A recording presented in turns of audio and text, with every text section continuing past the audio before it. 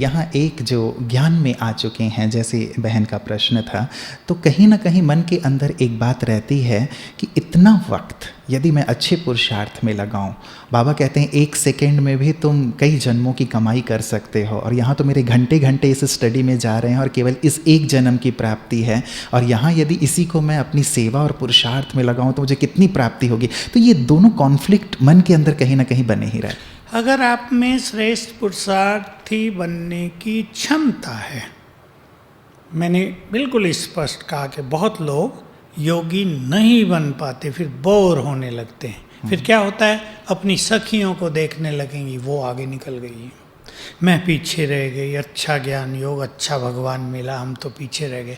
कोई और भी कहने लगेगा, क्या तुम इतनी योग्य होते हुए, देखो वो तुम्हारी साथी कितनी आगे निकल गई।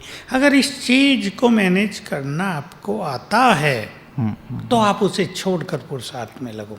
और उसे छोड़ने के बाद मैं एक बात और कहता हूँ, अपने साथी कुमारों को भी कहता हूँ, अगर आप स्पिरिचुअली अपने को फुल कर पाएं, एक त्याग किया है, नो डाउट समाज में आईएएस का सबसे ज़्यादा महत्व है, आईएएस आईपीएस, लेकिन अगर वो त्याग करते हैं आप, तो आपको स्पिरिचुअल फील्ड में सर्वश्रेष्ठ प्राप्तियां करनी होंगी, ताकि आपको ये लगे उससे ज़्यादा प्राप्तियां यहाँ हो गई तो आप छोड़ो, नहीं तो आप करें। जी जी जी, निर्णय डिसीजन खुद ही लेना होगा। जी जी, तभी जा कर के वो इस मार्ग पर अच्छे से आगे बढ़ पाएंगे।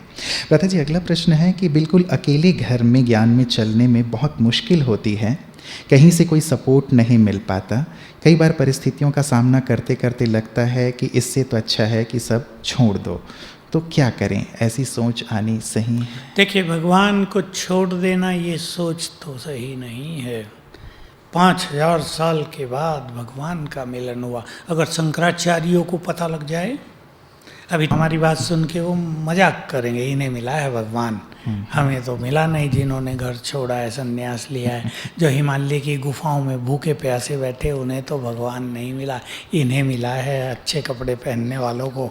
शायद हमारी मजाक को करें, लेकिन ये सच है कि परमात्म प्राप्ति हुई है। तो ये आपको नशा हो जाए, स्वमान में आप स्थित हो जाओ, कौन मिला है। अगर आप उधर मगन हो जाएंगे तो परिवार पे प्रभाव बहुत अच्छा पड़ेगा, क्योंकि परिवार वालों की अपनी जिम्मेदारियां होती हैं, उनका कुछ सोच होता है, वो संसार को देखते हैं, कन्याएं कैसी राह भटक रही हैं।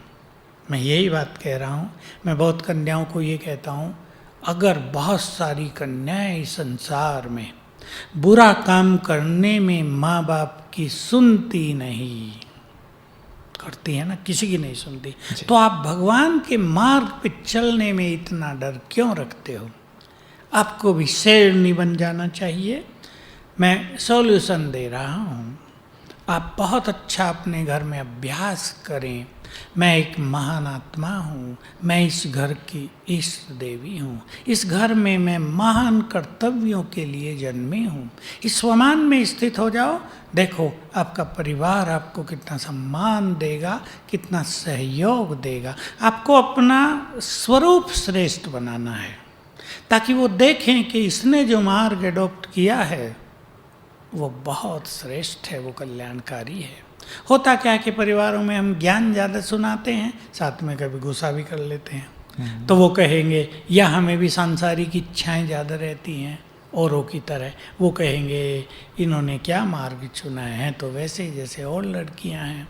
तो अपने स्वमान को आगे बढ़ाओ, योग अभ्यास को बढ़ाओ, प्रभु प्रेम में मगन होने का प्रूफ उन्हें दिखाई दे, और सवेरे उठकर जो मैं आप बताने जा रहा हूँ, इससे बहुतों को फ़ायदा हो गया है। आप संकल्प करना, मैं मास्टर सर्वशक्तिवान हूँ, बंधन मुक्त हूँ, मेरे परिवार की ये सभी आत्माएं मेरी गुड फ्रेंड हैं, मेरी सहयोगी हैं।